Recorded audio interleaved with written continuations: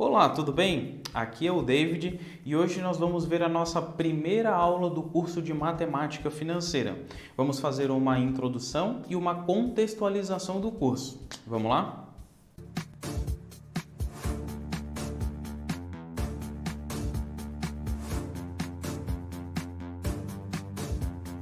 Então, nessa aula a gente vai falar um pouco sobre o que é finanças, contextualizar a matemática financeira e explicar um pouco dos conceitos.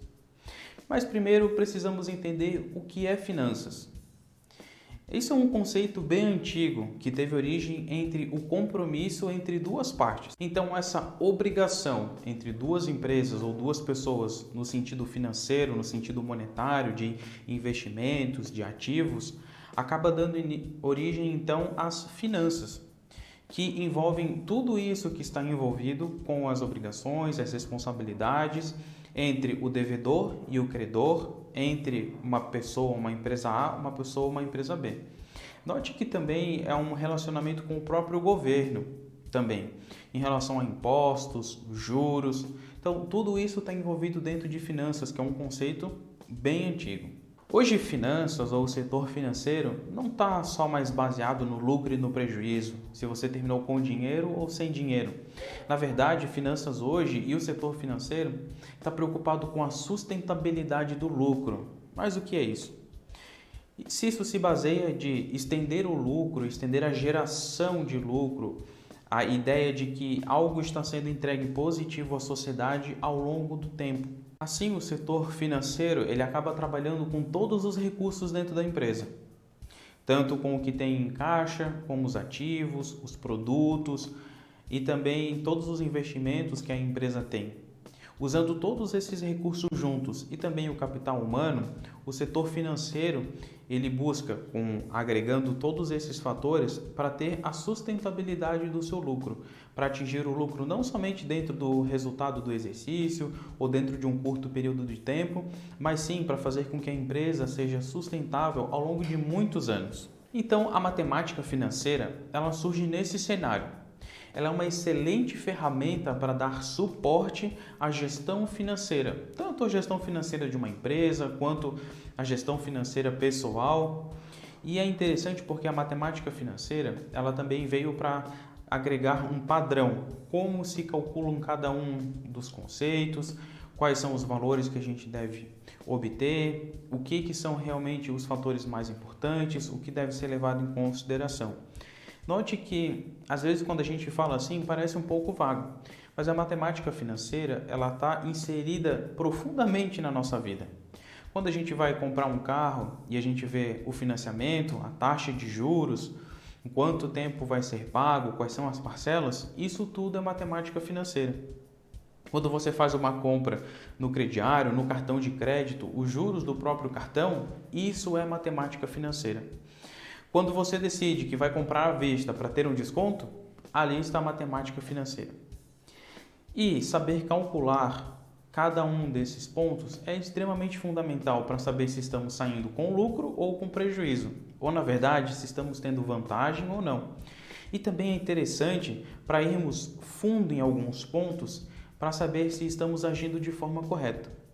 Principalmente para quem é empresário, direcionar bem a sua empresa em sentido financeiro. Para quem é investidor, trabalhar fazendo os melhores tipos de investimento. E para quem controla a sua vida pessoal, para ter sempre o controle financeiro da sua própria vida, dando assim rumo ao que a pessoa deseja. Além disso, a matemática financeira, ela trabalha com duas variáveis extremamente importantes que precisamos sempre levar em consideração ao longo de todo esse curso. É o tempo e o dinheiro.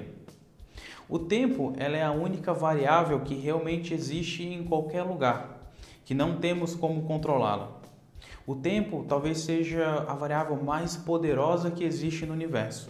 Nenhum de nós está a escape do tempo. E nem o dinheiro está a escape do tempo. O que queremos dizer é que até mesmo o dinheiro sofre a influência do tempo. Então, o dinheiro e o tempo, eles estão ligados intimamente.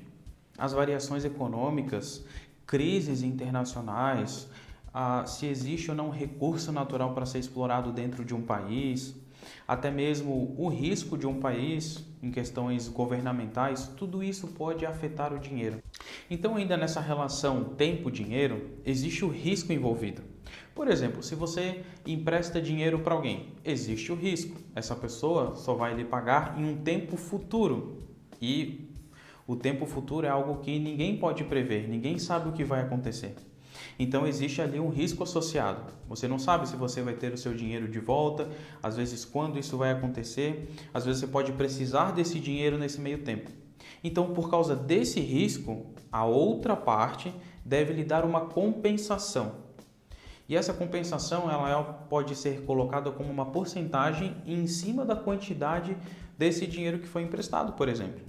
E é isso que dá origem aos juros. Note que também equipamentos e máquinas, com o passar do tempo, elas vão ficando cada vez mais caras de serem mantidas, vão dando cada vez mais custo de manutenção.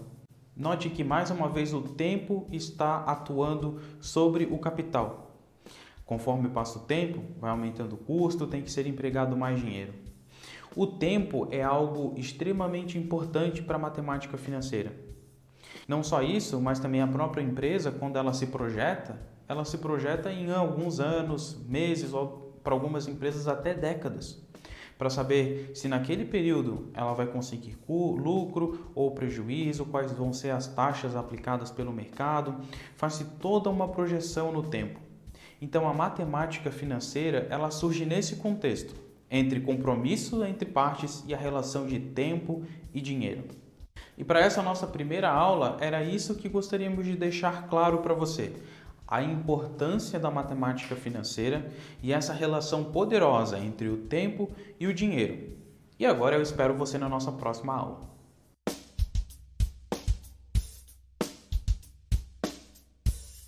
Olá, tudo bem? Aqui é o David e vamos agora para mais uma aula desse nosso primeiro módulo do curso de Matemática Financeira. Vamos lá?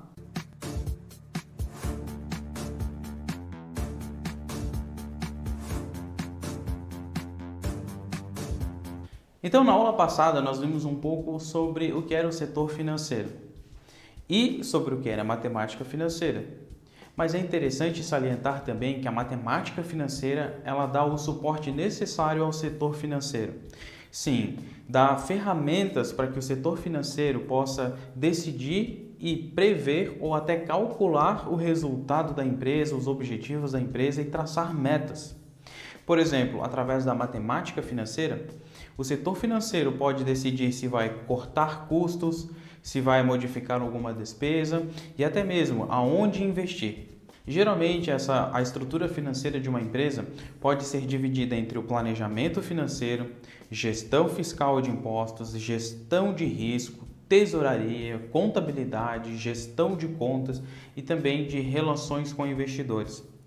Claro que vai depender bastante do tamanho da empresa, vai depender também do ramo que a empresa atua, mas note que interessante que a estrutura do setor financeiro de uma empresa, ela tem várias frentes, desde a parte fiscal, de impostos, também em relação às tesourarias, ao que fazer com investimentos, até a parte também de relacionamento com o investidor. Então é um setor muito rico, com várias coisas envolvidas ali, pode ser setor com muitos funcionários, com muitas pessoas e é um setor estratégico para a empresa.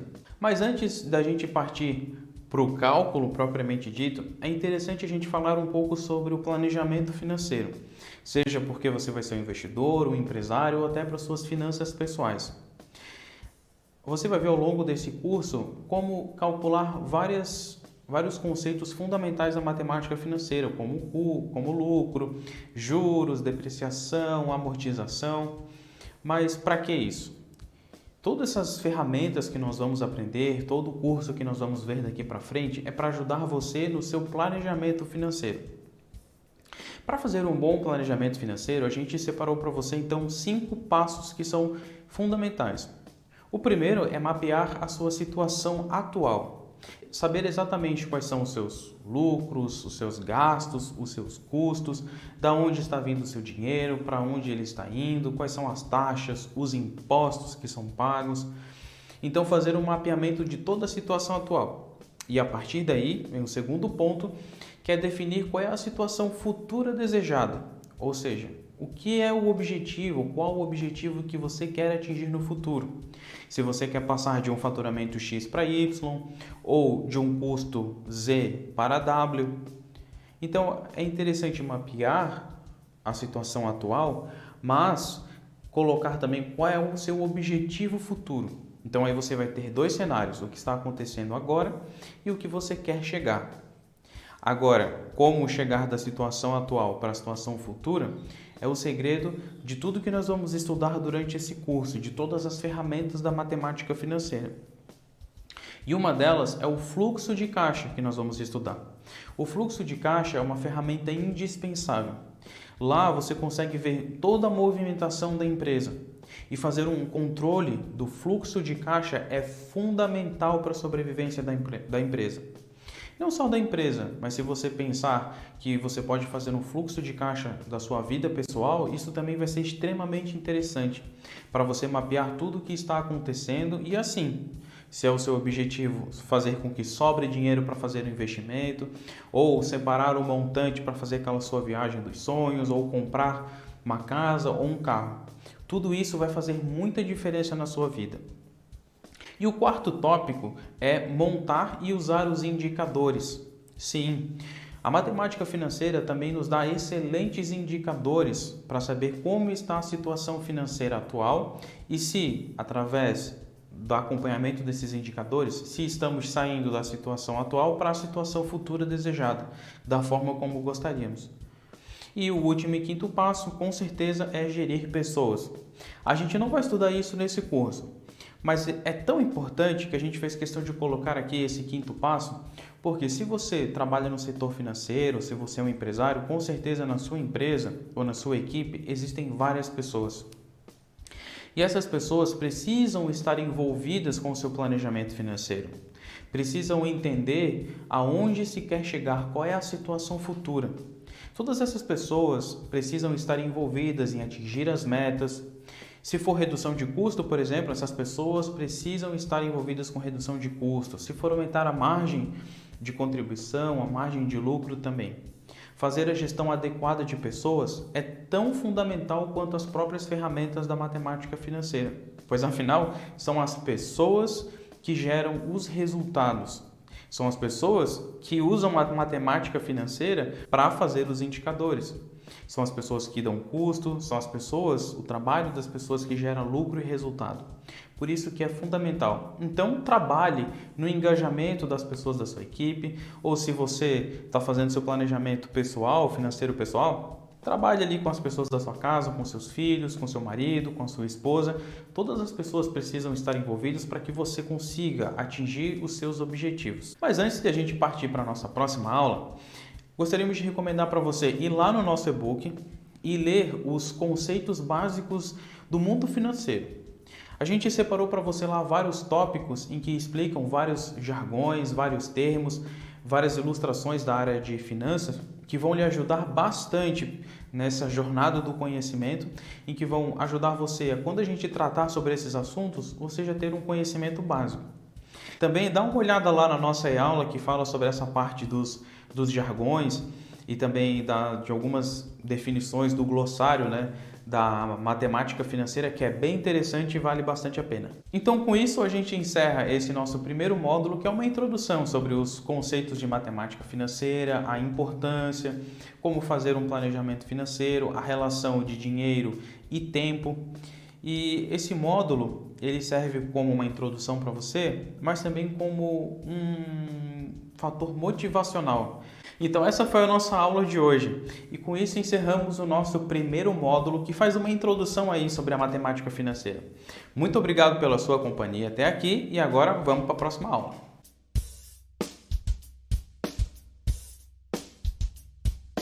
Olá, tudo bem? Aqui é o David, estamos começando o nosso segundo módulo do curso de Matemática Financeira e nesse curso nós vamos estudar algo fundamental que vai dar a base para a nossa matemática financeira, que é a porcentagem. Vamos lá?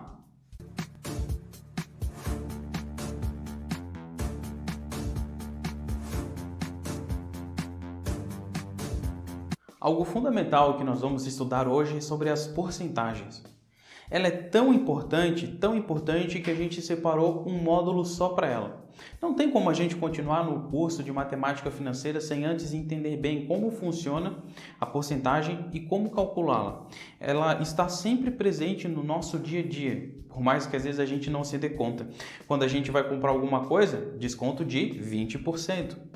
Ou juros de 1% ao ano, um rendimento de investimento de 5%. Então, quando a gente trabalha com essa porcentagem, a gente está falando de proporções, ou seja, uma proporção em relação ao todo. E essa proporção que a porcentagem nos dá é uma excelente ferramenta de comparação. Podemos comparar valores, quantidades, podemos comparar custos, dinheiros, investimentos, tudo através da porcentagem. Mas claro, para aprender porcentagem, precisamos aplicar isso na prática, e é isso que nós vamos fazer agora. Bem-vindo então aqui ao nosso quadro negro. Pegue o seu papel e a sua caneta e também a sua calculadora, que vai ser bastante importante. Então vamos lá. Porcentagem, se você parar para prestar atenção no nome, você vai ver que está basicamente relacionado a porcento. Ou seja, mostra uma proporção em relação a um todo de 100. Vamos imaginar aqui então que nós temos um grupo de números que vai de 1 até 100. Vamos dizer que esse grupo aqui, ele é o nosso grupo base 100.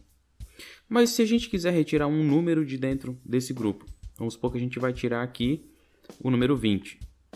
Então nós vamos tirar um número de 100, ou um número por 100, ou então 1%, ou então 1%, como a gente conhece aqui com o número, com o símbolo. Então olha que interessante, desse grupo todo de números aqui, quando a gente tira um número de dentro desse grupo, a gente está tirando 1% dos números, ou seja, a gente está tirando um número de 100. Tranquilo, né? Agora, olha que interessante, nesse grupo aqui de base 100, sobrou agora 99 números. Aqui dentro tem 99. Claro, a gente tirou 1. Então agora sobrou 99 números de 100. Ou seja, 99%. Se somarmos o 99, que são a quantidade de números que tem aqui dentro, com 1%, que é o número que sobrou, nós vamos chegar de novo então a 100%, que é o nosso todo. Existem algumas formas de representar então a porcentagem. A primeira delas é por fração, ou seja, 1 dividido por 100. A segunda forma é através de símbolos, ou seja, 1%. E a terceira forma é a forma decimal, ou seja, 0,01. Note que, se você dividir 1 por 100, pega aí a sua calculadora. Se você dividir 1 por 100, você vai chegar a 0,01, que é a mesma coisa, 1 dividido por 100 e 0,01. E esses dois aqui são igual a 1%, que é o nosso símbolo famoso daí da porcentagem.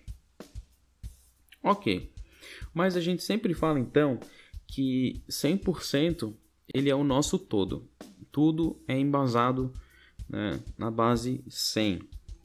Então, se você tem uma família com 20 pessoas, por exemplo, e você faz uma festa e reúne essas 20 pessoas na sua festa, você pode dizer que todo o grupo está reunido, ou seja, que 100% da sua família está ali naquela festa.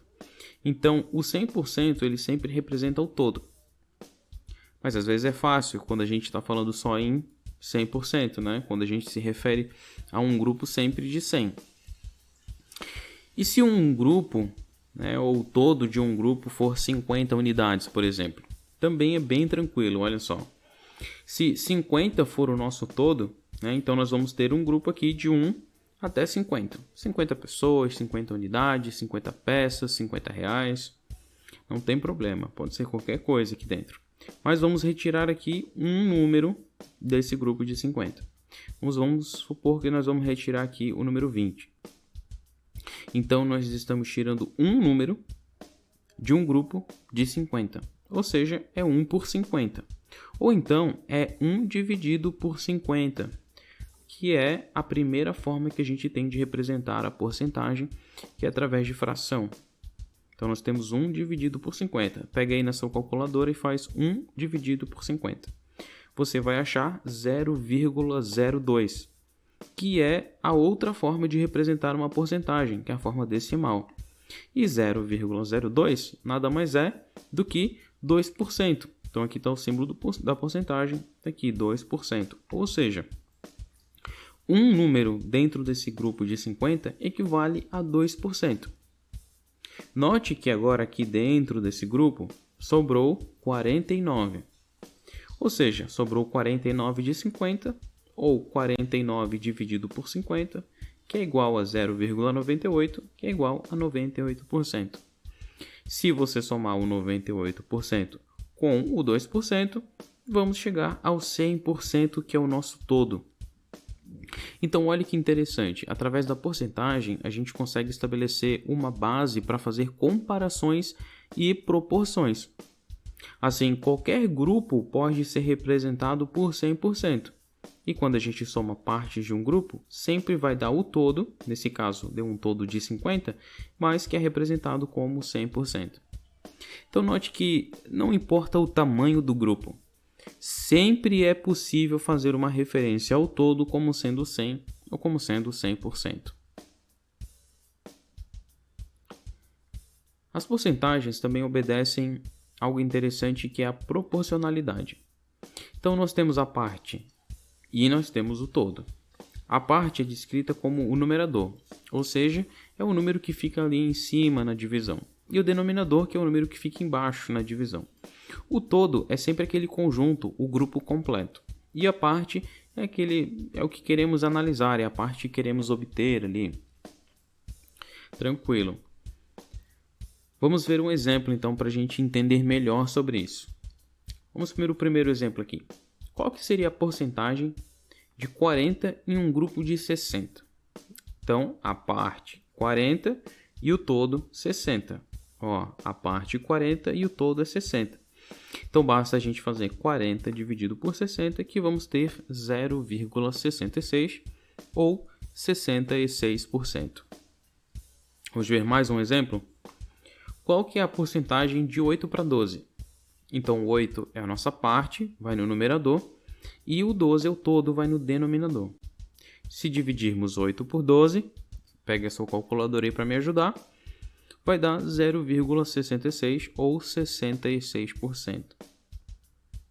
Então, note que 40 dividido por 60 e 8 dividido por 12, ambos dão 66%. E isto mostra uma proporcionalidade. 40 para 60 e 8 para 12 são proporcionais. Vamos ver mais exemplos agora. Você ganha R$6.000 e tem que pagar de contas de dívidas R$4.000. Então, qual que é a proporção da sua dívida? É bem simples. Nós pegamos a parte, que é R$4.000, que é o que você tem de dívida, do total que você ganha, que é 6.000. Então, 4 dividido por 6, 66%. Então, você tem uma dívida de 66% do teu salário. Um outro exemplo. A empresa Foods ganha R$3.000 por mês e tem que pagar R$2.000 em contas. Qual a proporção da dívida dessa empresa? Exatamente. 2.000 é a parte e 3.000 é o todo. Então, nós temos aqui 66%. Então, a Foods tem uma dívida de 66% dos ganhos. Você consegue notar algo interessante aqui nesses dois exemplos? Exatamente. Tanto no primeiro exemplo quanto no segundo, também deu 66%. Porque esses valores, 4 para 6 e 2 para 3, são proporcionais. Então, note que as dívidas das empresas, nesse caso, entre a pessoa e a empresa, também são proporcionais. A porcentagem nos dá, então, um valor de comparação. Então, tanto a empresa quanto você têm a mesma proporção de dívidas. Apesar dos ganhos e dos custos serem diferentes, a proporção é exatamente a mesma. Seguindo aqui na nossa ideia de proporção, como estávamos conversando, existe a parte e o todo. Se a parte e o todo crescem de forma proporcional, então se mantém a proporção. Se a parte e o todo decrescem de forma proporcional, também se mantém a proporção. Agora, se a parte e o todo, eles por acaso, um cresce mais do que o outro, ou um decresce mais do que o outro, ou ainda, se um cresce e outro diminui, então quebra-se a proporção. Vamos voltar lá no nosso exemplo ali da empresa e das dívidas. Você só vai diminuir a proporção da sua dívida se você ganhar mais, ou seja, se o seu todo aumentar e os seus gastos diminuírem, ou seja, se você conseguir economizar. Assim você vai conseguir quebrar essa proporção e no final você aí vai ter mais dinheiro para você.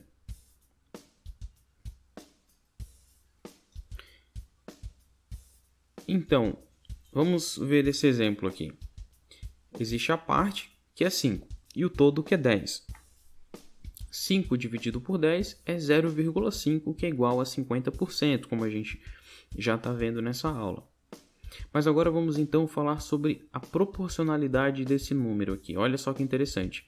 Seguindo aquela ideia que a gente estava falando, que se um número cresce ou decresce, né, tanto o numerador quanto o denominador na mesma proporção, eles mantêm a proporcionalidade, correto? Então vamos lá.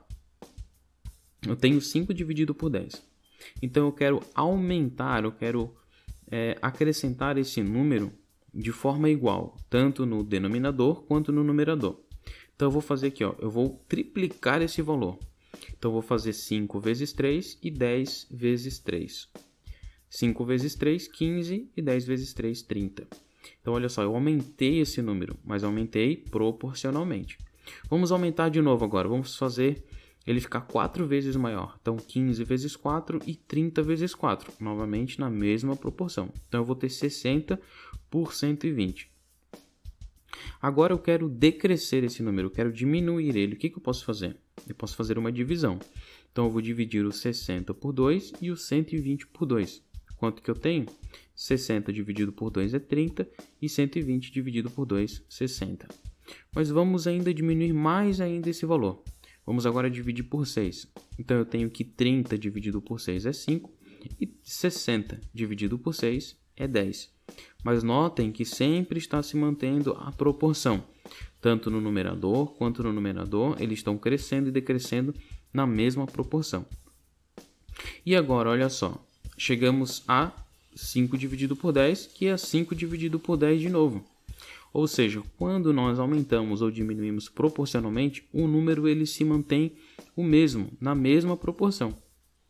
Agora, se a gente fizer em cima e embaixo dividido por 10, nós vamos chegar a 50 e 100. Ou seja, 50 por 100, que é igual a 50%. Então, note que interessante. Quando o número ele cresce ou decresce de forma proporcional, ele mantém sempre a sua proporção. Ou seja, 30 dividido por 60 também vai ser 50%. 60 por 120 também vai ser 50%. E 15 dividido por 30 também vai ser 50%. Então note que 50% nada mais é do que uma representação da metade de um todo. Ou seja, a metade de 100 é 50, a metade de 10, 5, a metade de 60, 30, a metade de 120, 60. Então aqui todos esses números estão expressando metades, ou 50%, que seria lá naquele nosso exemplo do começo, se retirássemos a metade dos números, né, que iam de 1 até 100. Se tirássemos a metade, teríamos 50%. Então, como resumo dessa nossa primeira aula de porcentagem, nós vimos que a porcentagem é uma representação de uma proporção. E ela é super interessante para a gente comparar valores. Às vezes, podemos ganhar salários diferentes, ter dívidas diferentes, lucros diferentes, podemos ter quantidades diferentes. Mas quando nós usamos a porcentagem, nós então adquirimos uma proporção e serve como uma excelente ferramenta de comparação. Então, assim a gente termina essa nossa primeira aula falando sobre porcentagem. E agora vamos ver um pouco mais sobre isso na próxima aula.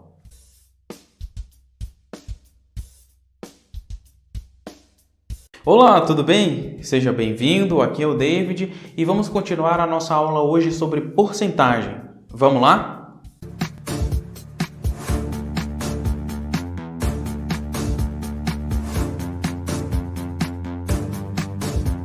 Então, vamos começar a nossa segunda aula que fala sobre porcentagem. Pega aí o seu papel e a sua caneta e a sua calculadora e vamos nessa. Vamos começar revisando aqui então sobre proporção, que foi a nossa aula passada. A gente sabia que tinha uma parte, né, e o todo, o denominador e o numerador. Então aqui nós tínhamos a parte 5 e o todo 10, que era 50%. Na nossa última aula a gente viu exatamente essa jogada aqui, ó, que a gente pode aumentar, né, crescer um número proporcionalmente em cima e embaixo, ou decrescer proporcionalmente em cima e embaixo, e a gente vai manter então a proporção, que nesse caso aqui a gente viu que todos eles são iguais a 50%. Pela proporcionalidade, sabemos que se multiplicarmos cruzado, obtemos o mesmo valor. Então olha só que interessante aqui, ó. Vamos ver um exemplo. 5 por 10 e 15 por 30. É exatamente esses dois primeiros valores. Como a gente poderia verificar se eles têm proporcionalidade, se eles são proporcionais? Então, basta multiplicarmos cruzado. Então, vamos ver aqui, ó, se eu fizer 5 dividido por 30, então, 5 vezes 30, vamos ter 150. E se multiplicarmos cruzado 10 vezes 15, também teremos 150. Então, olha que interessante. Por essa propriedade, nós sabemos que se fizermos essa multiplicação cruzada, o valor aqui deve ser o mesmo, pela proporcionalidade. Então, nós temos que 150 é igual a 150, que mostra então a proporcionalidade. Mas agora vamos aplicar um pouco isso na prática. Vamos lá. Nós temos aqui um exemplo. Você foi comprar um equipamento para sua empresa. O valor é de R$500 e o fornecedor ofereceu 20% de desconto se for comprado à vista. Então, qual foi o desconto e qual o valor que deverá ser pago? Então, nós temos aqui que o fornecedor ofereceu 20% de desconto, que é igual a 20%, que é igual a 0,02. O nosso todo, então, é 500, é o valor total a ser pago. E qual é a parte? A parte é o que a gente quer achar, é qual é o desconto. Então, nós temos a parte sobre o todo, que é de 500.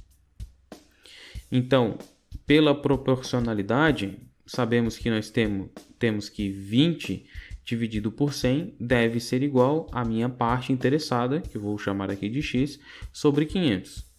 Multiplicamos então cruzado, 20 vezes 500 e 100 vezes x.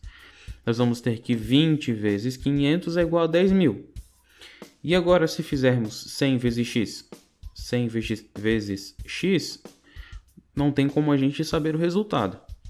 Porém, pela proporcionalidade, igual a gente estava vendo, ele tem que ser igual a 10.000. Então, podemos dizer que 100 vezes x tem que ser igual a 10.000 para se manter a relação. Vamos então isolar aqui essa equação. Nós temos que 100 vezes x é igual a 100.000. Isolando o x, ou seja, vamos passar o 100 dividindo aqui para esse lado. Então, nós vamos ter que 10.000 dividido por 100 é igual a 100. Então, a parte que nós estávamos procurando aqui é igual a 100 que a gente acabou de calcular. E a parte é exatamente o desconto que a gente estava procurando. Então, neste caso, foi pago R$400, pois teve R$100 de desconto de um valor total de 500. Então, olha só que interessante. Através da aplicação da técnica da proporcionalidade dessa ferramenta, a gente conseguiu então descobrir quanto que foi esse x, através da multiplicação cruzada, que era então a nossa parte, que a gente queria achar aqui o desconto. Mas vamos ver uma forma ainda mais simples de fazer isso, mas aplicando a mesma proporção. Então aqui, né, tivemos que 100, no caso, é 20% de 500. Mas vamos ver agora de uma forma ainda mais simples. O mesmo exemplo que a gente estava considerando, né? Um valor é de 500, o fornecedor ofereceu 20%. Só que agora, olha só, em vez de a gente usar a forma de fração, nós vamos usar a notação decimal, 0,02. Como é que a gente vai fazer isso? O todo ainda é o 500, a parte é o que a gente deseja achar e pela nossa proporção a gente sabe que é a parte pelo todo, então é o que eu quero achar dividido por 500. Agora, em vez de a gente usar a fração, vamos usar aqui a notação decimal, 0,02, que é igual a x por 500, que o x é o que eu quero achar. Se isolarmos o x, basta fazer o 500 multiplicando 0,02. Então, nós temos aqui essa equação. 0,02 vezes 500 é igual ao x que eu quero achar. Logo, então, o x é o resultado da multiplicação. Pega aí sua calculadora e faz para mim 0,02 vezes 500. E aí vai dar 100, que é o valor que a gente quer achar. Então, a parte é 100, o desconto foi de 100 e o pago foi 400. Consegue notar que é exatamente o mesmo resultado que a gente fez no outro exemplo usando o método de fração? Exatamente isso acontece pela questão da proporcionalidade. E note que aqui, usando a anotação decimal, ficou relativamente bem mais simples, bem menos contas para a gente fazer. E aqui está uma sacada muito legal de usar o sistema de porcentagem usando a notação decimal. Agora vamos então falar sobre o aumento percentual. Então, ao invés de tirar de um todo, nós também podemos acrescentar. Por exemplo, lembra lá da primeira aula que tínhamos o grupo de base 100? Que era um grupo que ia de 1 até 100, representando o nosso todo como sendo 100, correto? Na aula passada, a gente viu que se a gente tirasse esse número 20, por exemplo, ele equivale a 1% de 100. Mas olha que interessante, nós queremos agora ver um aumento percentual. O que nós podemos fazer? Nós podemos acrescentar um número dentro desse grupo de base 100. O próximo número seria o caso o 101. Então, eu estou acrescentando 1 de 100, correto? Então, agora são 101 números de 100, ou 101 por 100, ou 101%. Se a gente quisesse falar da forma de fração, seria 101 dividido por 100, ou então 1,01. Então, olha que interessante. Quando a gente tem o 1,01, esse 1 na frente, significa que além de eu ter 100%, eu também tenho esse acréscimo. Então, por isso que a gente chama de um aumento percentual. Então, neste caso, né, teve um aumento de 1%. Vamos ver então um exemplo aqui para a gente aprender na prática. Uma empresa atrasou o pagamento de um fornecedor. O valor inicial era de R$200 e, por causa do atraso, deverá ser pago uma multa de 30%. Qual o valor total a ser pago? Pois bem, a gente deve então pagar tudo que se deve, né, que é o valor total de R$200, e além disso, deve ser acrescentado ainda um 30% de multa. Ou seja, o valor final a ser pago vai ser o 100% devido mais o 30% de multa. Nesse caso, então, deve-se a essa pessoa 130%, que é o valor total que deve ser pago. Se fizermos, então, 130% é igual a 130 por 100, que é igual a 1,30, como a gente está vendo aí desde a aula passada.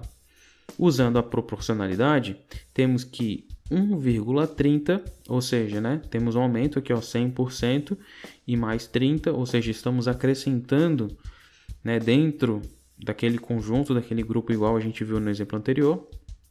E aqui o x, que é a parte que eu quero descobrir, e o todo, que é de 200. Então, agora basta a gente fazer a multiplicação, né, para tirar ele aqui da divisão com o x. Isolando o x, nós temos 1,30 vezes 200, que é igual a 260. Então a gente chega a uma conclusão que deverá ser pago então 260, ou seja, o valor da multa foi de R$60. Então o 30% de 200 é exatamente 60. E o valor total a ser pago é o 200 mais o 60, que vem desse 30%. Só que note que aqui, em vez de a gente calcular o 30% e depois adicionar os R$200, com a técnica do aumento percentual, vimos diretamente que se fizermos 1,30 vezes 200, já teremos o valor final de 260. Então, novamente, ganha-se tempo e é muito mais fácil de resolver.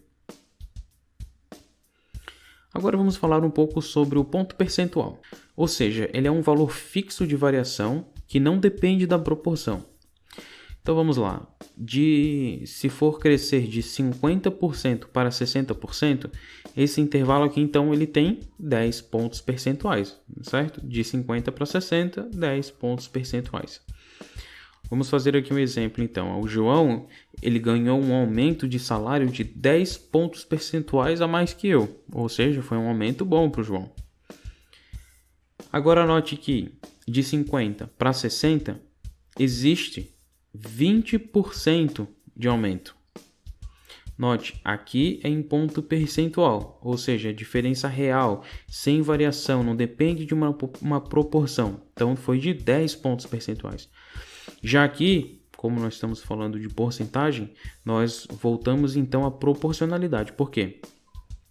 20% de 50 é 10, ou seja, para esse 50 crescer o suficiente para atingir 60, o 50 precisa crescer ainda 20% para chegar a 60. Ou seja, 20% de 50 é igual a 10. Então, 10 é o aumento percentual, esse aqui de cima, mas a proporção para atingir 60 tem que crescer ainda 20%. Então, no nosso exemplo aqui, eu posso dizer que o João ganhou um aumento de salário 20% a mais do que eu.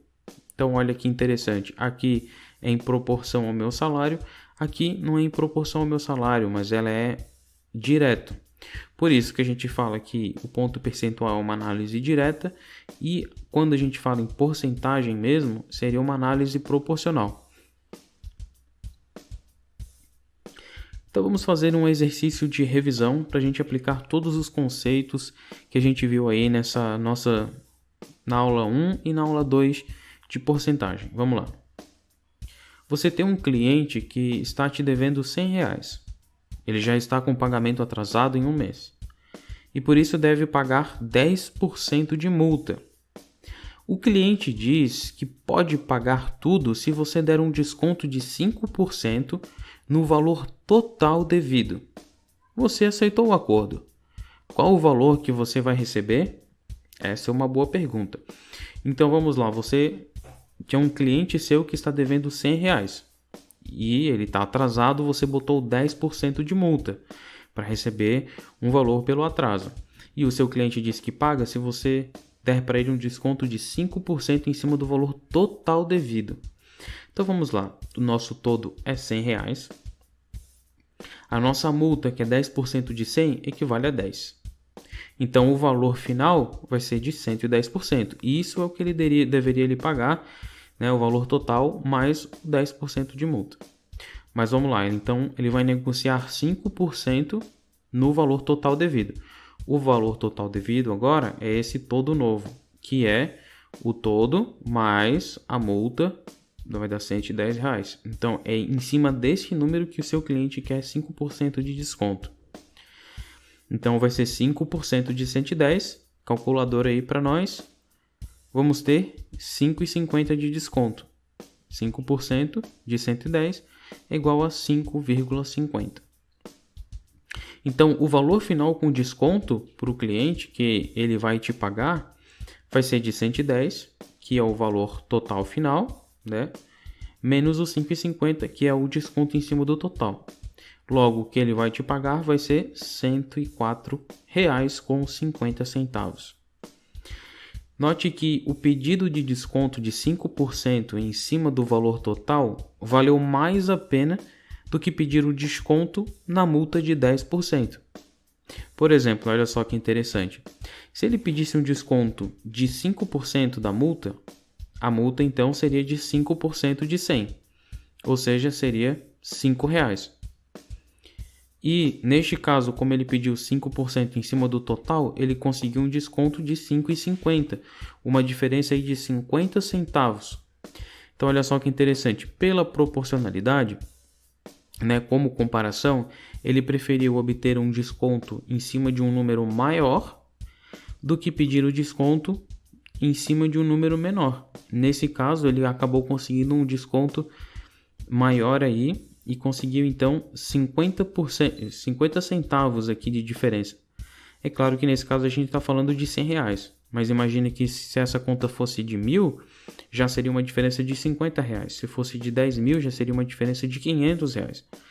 Então realmente faz diferença entender as proporções, as porcentagens, como é que elas funcionam, principalmente no meio financeiro. Se você é um empreendedor, se você é um empresário, um investidor, se trabalha num setor de contabilidade, um setor financeiro, realmente faz muita diferença na hora de negociar prazos, dívidas, parcelas, juros, pagamentos. A ideia da porcentagem e o uso de porcentagem realmente ele se torna indispensável. Então assim nós terminamos esse nosso segundo módulo que fala sobre porcentagem. E você pode acompanhar com a gente o quanto ela é importante e fundamental no nosso dia a dia. E agora, com essa bagagem que nós aprendemos aqui sobre porcentagem, nós vamos continuar aprendendo mais sobre matemática financeira. E agora você vai notar, vai ficar bem mais fácil. Mas eu espero você lá no próximo módulo. Até lá!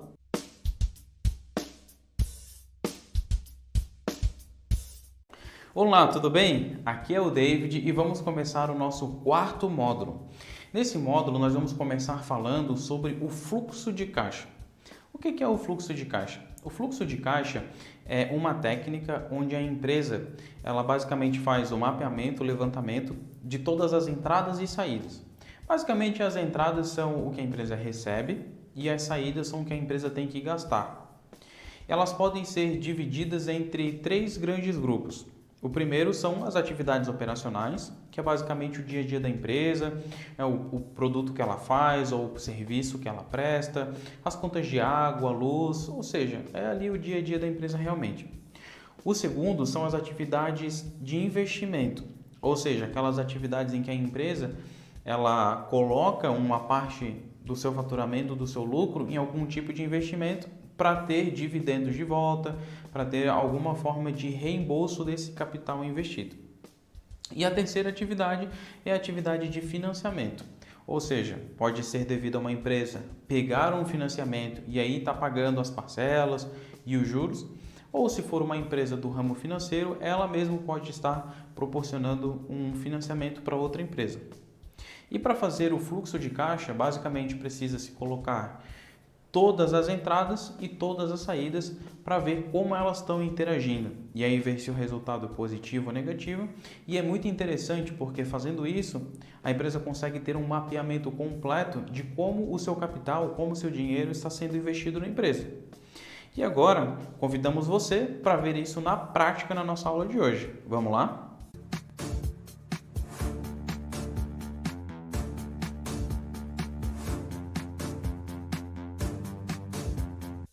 Seja bem-vindo então ao nosso quadro negro. Pegue aí o seu papel, sua caneta e a calculadora e vamos então calcular o fluxo de caixa na aula de hoje. Como fazer um fluxo de caixa? Pois bem, nada mais é do que montar uma planilha, ou uma tabela com as informações que são mais importantes, e que fazem parte aí do fluxo de caixa. Então agora nós vamos ver cada uma dessas informações. A primeira delas é em relação às datas. É necessário então que essa planilha ela tenha datas para saber quando ocorreu cada tipo de movimentação, ou seja, quando entrou ou quando saiu dinheiro.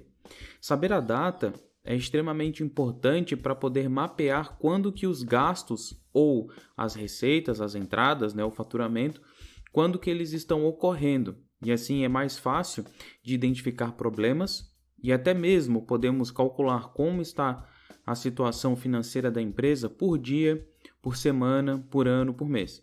Então note aqui que quando a gente fala em data, podemos falar aí de dias, de semanas, de meses, de anos, né? Pode até ter um fluxo de caixa para dia, um fluxo de caixa para meses, um fluxo de caixa para década. Enfim, tudo isso vai depender de como a empresa quer fazer o seu controle de caixa, né? E também qual que é a melhor forma de fazer. Próxima informação, então, é a descrição. É muito importante descrever, né, para identificar qual foi o motivo da movimentação financeira. Então, por exemplo, se foi para pagar uma conta, matéria-prima, se foi salário, se foi depreciação de um equipamento, se é uma parcela de um financiamento, algo assim. É interessante colocar essa descrição e geralmente é até interessante fazer em cluster ou categorias.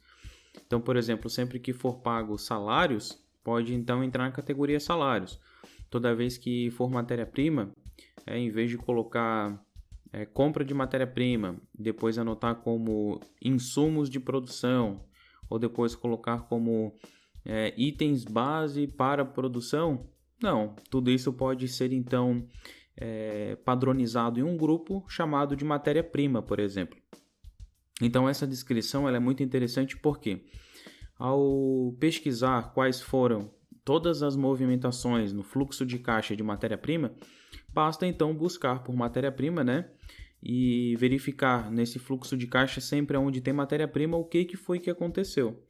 Se teve entrada, se foi saída, quem comprou, quando foi comprado, a data que aconteceu. Então, por isso que essa descrição é muito importante. É importante também que ela seja padronizada.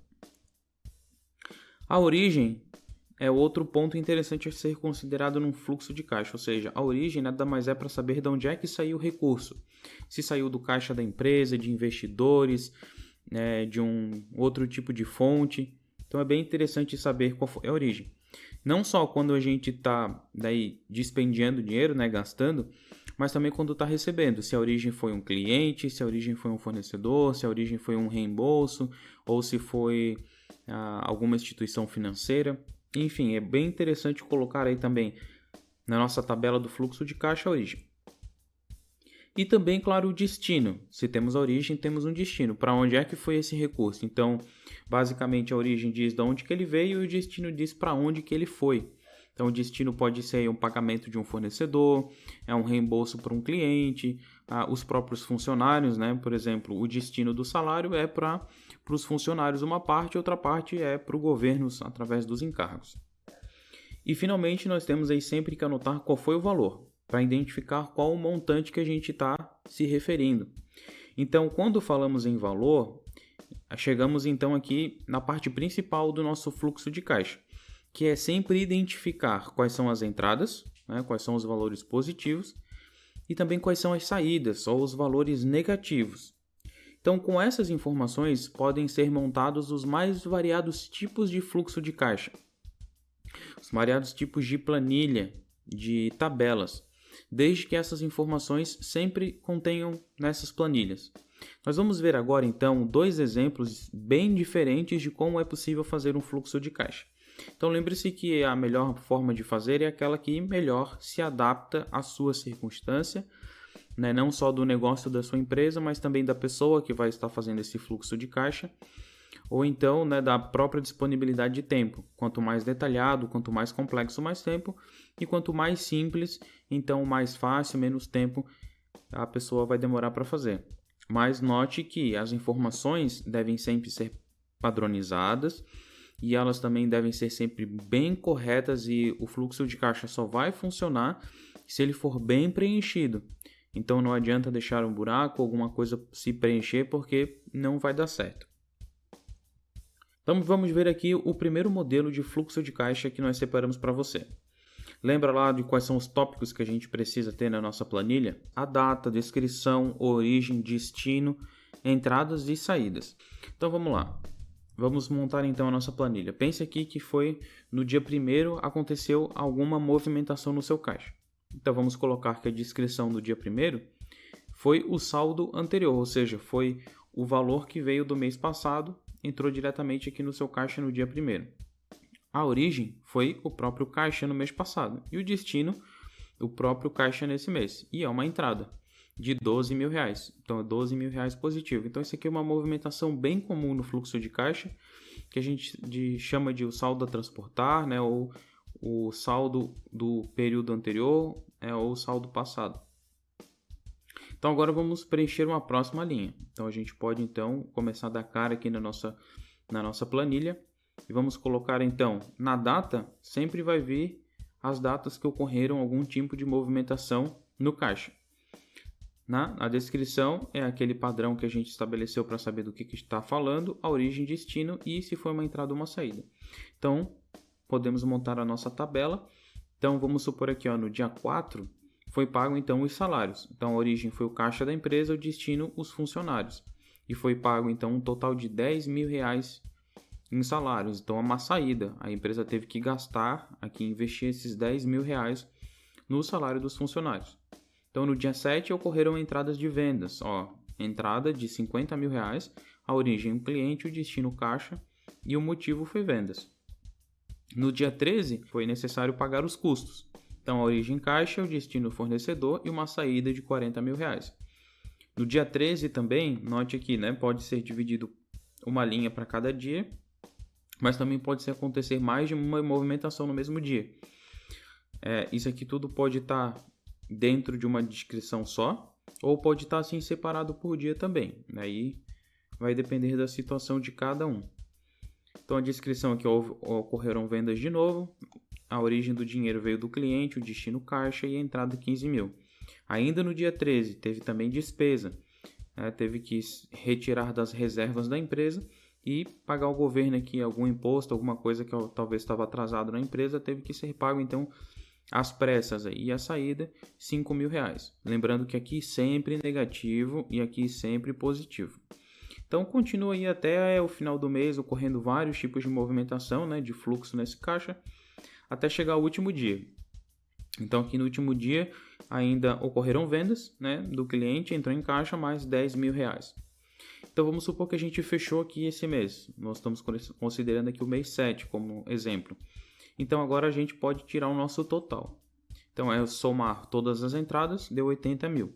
E somar todas as saídas desse período, menos 65.000. E para saber o resultado da empresa, basta verificar se teve lucro ou prejuízo, que é o que a gente já viu aí no passado. Então, é 80.000 menos 65.000.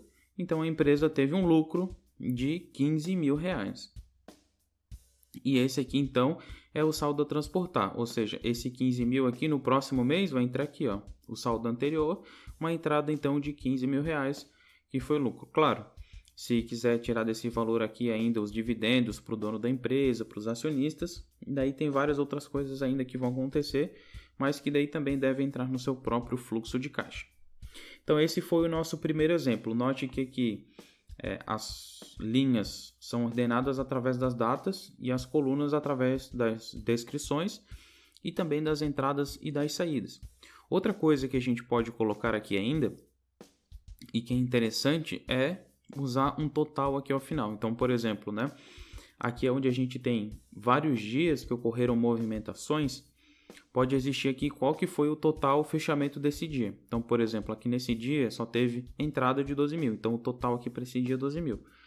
Nesse dia 13 aqui que teve 40.000 de saída, mais 5.000 e entrada de 15.000, então deu 45 menos 15, o total poderia ser colocado aqui. Então, para cada dia, teria-se aí o total da movimentação daquele dia, o quanto que sobrou. Note que pode ser que seja positivo ou negativo, mas não tem problema, Como a gente viu, acontece às vezes da empresa passar um período negativo, um período de investimento, de pagamento, para depois ele entrar no positivo. E por isso que a gente fala que é sempre importante, então, ter dinheiro em caixa, Que é o capital de giro, para poder não ficar negativo aqui e acabar não recorrendo a reservas, a empréstimos, a financiamentos. Então, quando a empresa tem um caixa, um capital de giro bom aqui, ele consegue lidar com todas esses imprevistos aqui de saída ao longo do mês e mesmo assim continua com caixa, não precisando recorrer a outros tipos de origem, a reservas, tirar de fundos, pedir empréstimos, financiamentos, pedir aportes de investidores. Então vamos ver agora um outro modelo também bem interessante. Neste modelo, ele já tem algumas diferenças. A gente tem aqui o tipo, a descrição e note que agora o tempo, né? Enquanto ao outro as datas estavam aqui, agora as datas estão nas colunas. E em vez de escolher por dia, esse tipo de fluxo de caixa escolheu por semana. Note que aqui também poderiam ser dias, também poderiam ser meses, poderiam ser anos, trimestres, semestres. Então vamos montar então essa tabela juntos aqui. Aqui no tipo é a entrada e saída. Então nesse caso aqui vai ter essa parte toda de cima vai estar falando apenas das entradas e essa parte de baixo somente das saídas. Então vamos separar as nossas linhas aqui e vamos começar lá em cima. Então, entrada. Então a gente sabe que tudo que está aqui é uma entrada. Então foram vendas à vista. R$12.000 na primeira semana, 15.000 na segunda semana, 11.000 na terceira semana e 13.000 na quarta semana. Vendas a crédito, 2.000 na primeira semana, 3.000 na segunda semana, 2.000 na terceira e 1.000 na quarta. E outros tipos de entrada somaram 500, 600, 200 e 1.200. Ou seja, aqui eu tenho separado pelas minhas entradas, né? As principais entradas são as vendas à vista e a crédito e os valores para cada uma das semanas desse mês aqui. E aí a gente tira o total, né? Somando essa primeira semana, o total de entrada 14.500. Na segunda semana, total de entrada 18.600. Terceira semana, o total de entrada de 13.200 e na quarta semana, o total de entrada aí de 15.200. Agora vamos ver então as saídas. Então, um tipo de saída é o salário. Foi pago só na primeira semana, todos os salários, somando R$25.000. Depois, matéria-prima. Foi gasto, então, 6.000, 7.000, 5.000 e 7.000. Aluguel. Somente na primeira semana também o aluguel, R$3.000. E vai colocando todos os outros tipos de saída aqui, listando todos eles. E no final, basta fazer o total aqui só das saídas. Então, a gente sabe que saída é negativa, então vai dar um total negativo de saídas de R$34.000 aqui na primeira semana, R$7.000 na segunda, R$5.000 na terceira semana e R$7.000 na quarta semana. Então observem, aqui alinhado nessa coluna eu tenho o total de entrada e o total de saída. Então basta agora a gente ver como é que ficou o resultado. Então se pegarmos 14.500 menos 34.000, vamos ver que a empresa na primeira semana está tendo aí um prejuízo de R$19.500. Ou seja, ela está ficando negativa em relação a esse dinheiro. Em relação a essa semana aqui, né? Está terminando no negativo. Então, ela vai precisar recorrer a algum tipo de recurso aí, de entrada, para poder pagar essa quantidade aqui. Porém, nas outras semanas, ela fica positiva. Então, aqui ela tem R$11.600 positivo na segunda semana, R$8.200 positivo na terceira semana e R$8.200 positivos de novo na quarta semana. Então observe que interessante, ela está tendo um gasto, né, muito grande só aqui na primeira semana. O que poderia fazer? Poderia negociar, por exemplo, o aluguel, botar mais para frente, ou então o salário poderia negociar de pagar quebrado, ou então talvez aqui também estejam as comissões, então fazer só os salários na primeira semana e comissões nas semanas seguintes. Enfim, ou evitar de comprar matéria-prima na primeira semana, faz uma compra de matéria-prima maior aqui na metade do mês só, né, que vai durar durante o mês inteiro. Enfim, o fluxo de caixa ele é interessante para exatamente fazer esses tipos de análise. Quando que a empresa está enfrentando mais dificuldade, quando ela tem maior volume em caixa. E aí ela pode negociar com fornecedores, com aluguel, compra de matéria-prima, salário, comissionamentos.